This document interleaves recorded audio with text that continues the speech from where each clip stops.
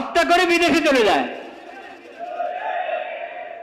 হত্যাকারীদের মুজিবুর রহমান, শেখ মুজিবুর রহমানের হত্যাকারীকে যদি বাহির থেকে আনা যায়, তাহলে শরীফ ওসমান হাদির হত্যাকারীকেও বাহির থেকে আনা যাবে।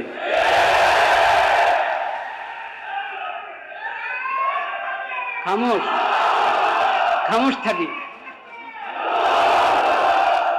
থাকি, উপলব্ধি করার চেষ্টা করি। ভাইরা আমার উপলব্ধি করার চেষ্টা করি, শরীয়তকে বোঝার চেষ্টা করি, উপলব্ধি করার চেষ্টা করি।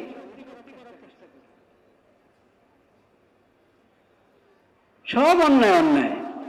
শরীফ ওসমান হাদির রক্ত আল্লাহর কাছে এটাও রক্ত, আর চিটাগাঙে যে অ্যাডভোকেটকে হত্যা করা হয়েছে সাইফুল ইসলাম আলিফ, তার রক্ত আল্লাহর কাছে রক্ত।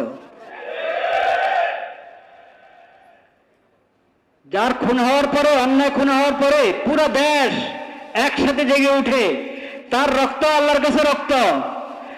আর যার হত্যার পর আওয়াজ করার কেউ নাই, প্রতিবাদ করার কেউ নাই, কোন সাংবাদিকও উপস্থিত না যে এটাকে রিপোর্ট করবে, তার রক্ত আল্লাহর কাছে রক্ত। এই জন্য আল্লাহ রাব্বুল আলামিন অন্যায় হত্যার যে শাস্তি, কিসাস, যে শাস্তি, ও শাস্তির নাম আল্লাহ দিয়েছেন কিসাস। কিসাস শব্দের অর্থ মানে বরাবর সরাবর, সমতা আছে। এটার মধ্যে কি আছে? সমতা আছে। আল্লাহর কাছে সব বরাবর। আবু বকর সিদ্দিক রাদিয়াল্লাহু তাআলা আনহু,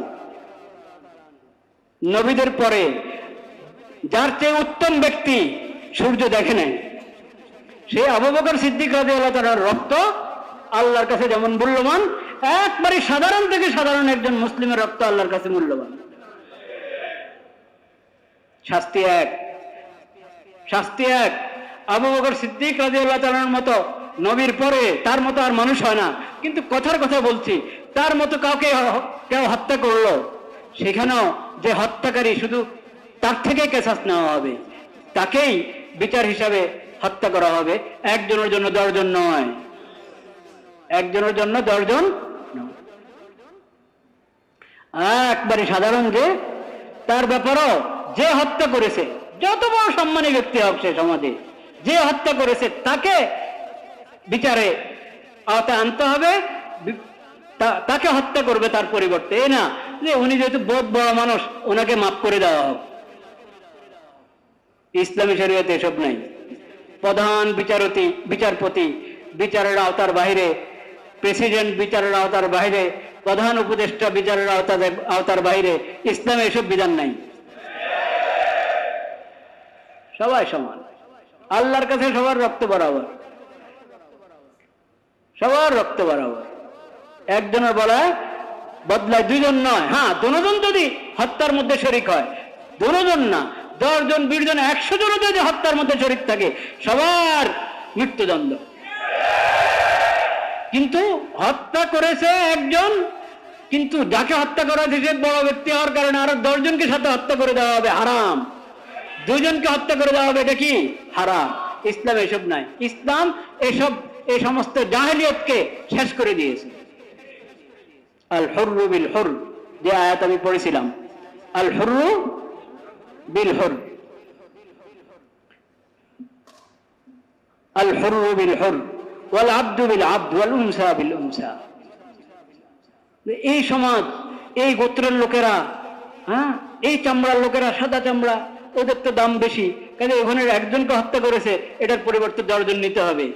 ওখানের মহিলাকে হত্যা করেছে, তাহলে মহিলার বদলা মহিলা না, যে হত্যা করেছে সেই মহিলা না, ওদের খানদানের মধ্যে পুরুষ কয়েকজনকে হত্যা করে দাও, নাউযুবিল্লাহ। এটা চলবে না, এটা আল্লাহর বিধান না। সমতা কার কাছে শিখবা? আল্লাহর কাছে শিখো, কোরআনের কাছ থেকে শিখো কাকে বলে সমতা। এখানে কোনো ভিআইপি নাই, কোনো ভিআইপি নাই। ইসলামী দণ্ডবিধি প্রয়োগ করার ক্ষেত্রে, কিসাস প্রয়োগ করার ক্ষেত্রে কোনো ভিআইপি নাই। নবী করিম সাল্লাল্লাহু আলাইহি ওয়াসাল্লাম বলেছেন, কেউ সুপারিশ করেছিল, এত কি সম্ভ্রান্ত পরিবারের ও ভুল হয়ে গেছে, চুরি করে ফেলেছে, তার হাতটা না কেটে অন্য কোনো কিছু করা যায় কিনা। নবী বলেছেন, হায় হায় ইন্নালিল্লাহ, কি করলে তুমি? আল্লাহর বিধান, আল্লাহর পক্ষ থেকে নির্ধারিত দণ্ডবিধি হদ, এই হদের ব্যাপারে তুমি সুপারিশ করছো না, আউযুবিল্লাহ। এরপরে নবী করিম সাল্লাল্লাহু আলাইহি ওয়াসাল্লাম স্পষ্ট করার জন্য বলেছেন, তার মেয়ের, তার সন্তানের নাম মেয়ের নাম নিয়ে বলেছেন, যার কোনো অন্যায় করা সম্ভব না, যার সিরত পূর্ণ পবিত্র, তার নাম নিয়ে বলেছেন, সেও যদি এ অন্যায় করে তাহলে আমি তো তারও হাত কেটে দেব। এটার নাম ইসলাম। জনগণকে যে আমরা আশ্বস্ত করতে চাচ্ছি, আশ্বাস দিতে চাচ্ছি যে অতি দ্রুত হাদির বিচার কার্য সম্পন্ন হবে। মানুষ আশ্বস্ত হওয়ার জন্য তো কিছু দরকার, কিছু তো দরকার।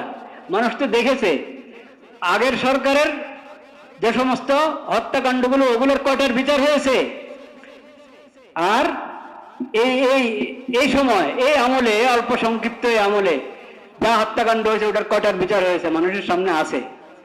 খালি বললে হবে না, প্রয়োগ করতে হবে ইসলামী বিধান।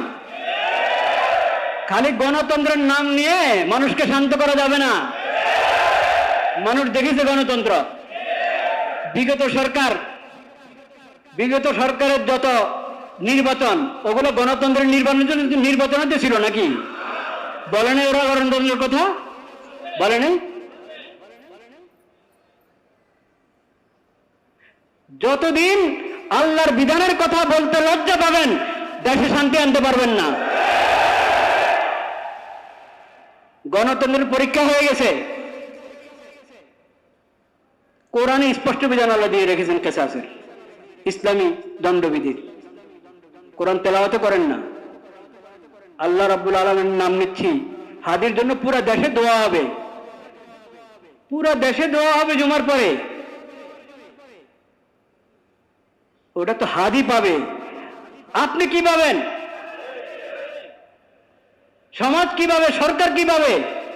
সমাজ এবং সরকার এবং দেশে শান্তি শৃঙ্খলা ফিরে আসতে হলে আল্লাহর বিধান প্রয়োগ করতে হবে। পেশাসের বিধান আল্লাহ যেভাবে দিয়েছেন সেভাবে প্রয়োগ করেন। মামলা ঝুলায় রাখবেন না, মামলা ঝুলায় রাখা এটা ইংরেজদের সভ্যতা। ইংরেজদের আইনের কারণে এরকম মামলা ঝুলিয়ে থাকে। ইসলামী পদ্ধতিতে আসেন, কোন মামলা ঝুলে থাকবে না। ইসলামের দণ্ডবিধি এবং ইসলামের কিসাস যদি প্রয়োগ করতে পারি আমরা সাহস করে, তাহলে ইনশাআল্লাহ সমাজে পূর্ণ শৃঙ্খলা এবং শান্তি নিরাপত্তা ফিরে আসবে। ওয়ালাকাদ জাআতহুম রাসূলুনা বিল বায়িনাত সুম্মা ইন্না কাসীরাম মিনহুম বা'দা যালিকা ফিল আরদি লামুসরিফুন। আর আল্লাহ তাআলা এই বিধান তো দিয়ে রেখেছেন, আল্লাহর রাসূলগণ, নবীগণ, আগের নবীগণও আগের রাসূলগণও এই বিধান দিয়ে গিয়েছেন সবাইকে। আল্লাহর পক্ষ থেকে এই বিধান শুনিয়েছেন, পৌঁছিয়ে দিয়েছেন সবাইকে। কিন্তু যারা আল্লাহর এই হেদায়েত গ্রহণ করে না, নবীদের হেদায়েত গ্রহণ করে না, তারা তো বাড়াবাড়ি করতেই থাকে। ইন্নামা জাযাউল্লাযীনা ইউহারিবুনাল্লাহা ওয়া রাসূলাহু ওয়া ইয়াসআউনা ফিল আরদি ফাসাদান আন ইউকাত্তালু আও ইউসাল্লাবু আও তুকাত্তাআ আইদিহিম ওয়া আরজুলুহুম মিন খিলাফ আও ইউনফাউ মিনাল আরদ।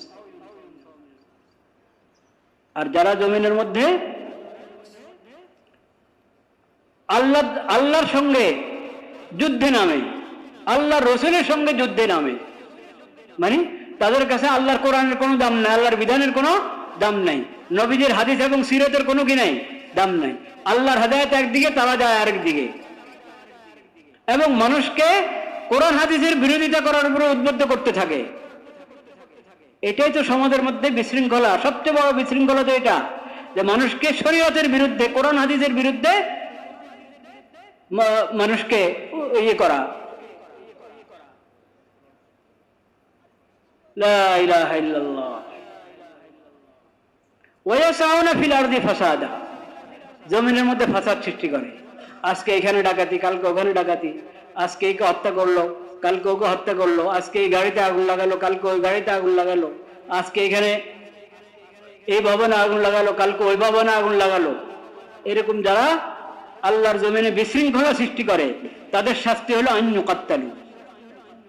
আইনুকাত্তালু আল্লাহর জমিনে সবচেয়ে বড় বিশৃঙ্খলা সৃষ্টিকারী হলো ওই লোক যে ঈমান এনেছে, মুসলিম, কিন্তু এরপরে ঘোষণা দিয়ে মুরতাদ হয়ে গেছে।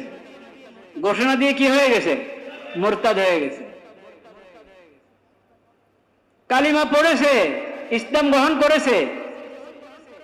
যারা মুরতাদ হয় তারা সাধারণত এরকম দুষ্টামি করেই ইসলাম গ্রহণ করে।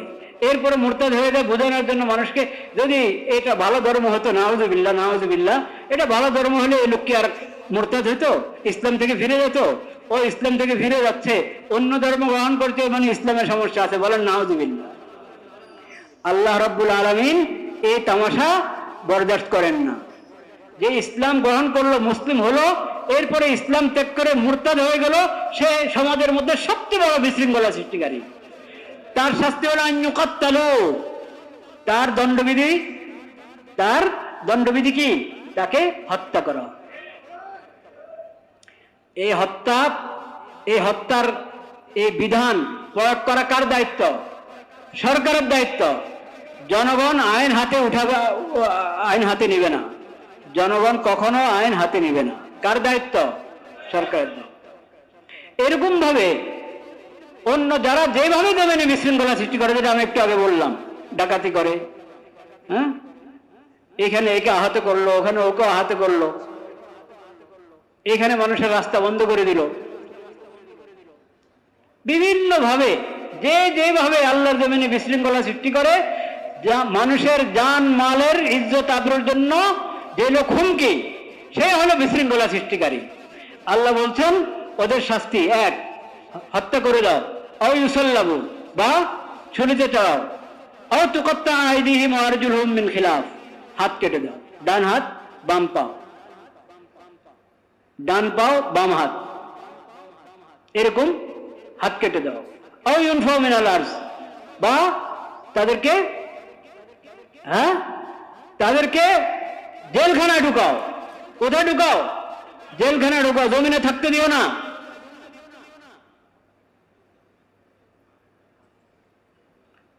এখন কি হয়? বিশৃঙ্খলা সৃষ্টিকারীরা জেলে ঢুকলে আবার জামিন পায়।